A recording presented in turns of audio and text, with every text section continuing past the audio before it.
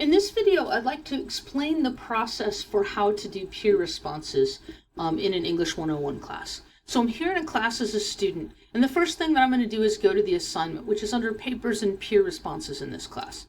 So I click on that, I go to the assignment space, you see the writing process draft, which is now closed, but the Peermark assignment, which is the peer response space, is still going to be open.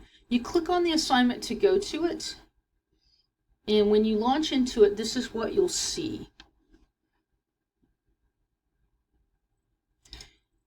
So you have this stuff in here, and you have a thing that says write reviews. You may also have something that says read all the papers. You can definitely do that if you want to. It's not in this particular view, but it will not help you. What you need to do to complete the assignment is click the down arrow here, and you see you have two options. You have start a review and you have self-review. You need to do the number of reviews that are set in the instructions to start a review, and then you also need to do your own review for full credit. So I've already done this actually with another student. So I'm going to go down here now and scroll down to the bottom, and you can see that I have one in progress. To get back to one that's in progress, you click the edit this review, which is this button right here. This will turn a different color when you're done with the review. So I'm going to click edit this review and open it. Either way, whether you're starting a new one or you're editing one that's already there, when you come into the paper, this is what you'll see. So basically you read through the paper first, and then you answer these questions that are on the right hand side of the page. Just type in these boxes at least the minimum that's here to get credit for completing it.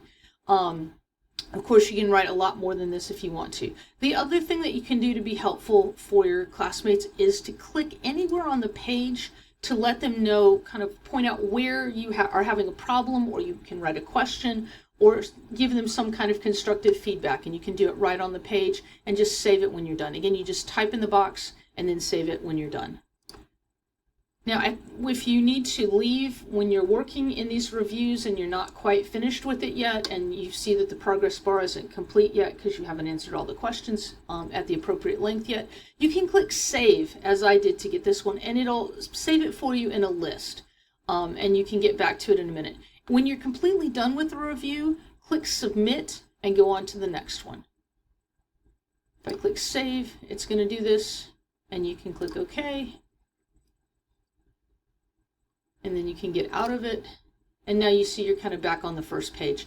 You will end up with however many reviews you've started here, and you also need to do your self-review, and you can see them in the list when you get done. This assignment will close at midnight on the date that's set on your course calendar or in your assignment instructions, so be aware of that and make sure that you get them all done by the due date.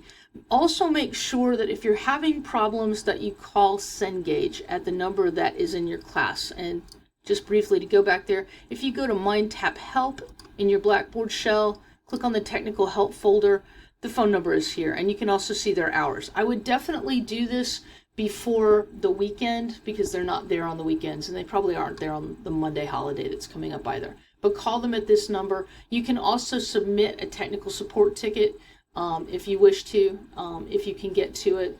So I hope these instructions have been helpful for you, and please let me know if you have any questions. Thanks very much.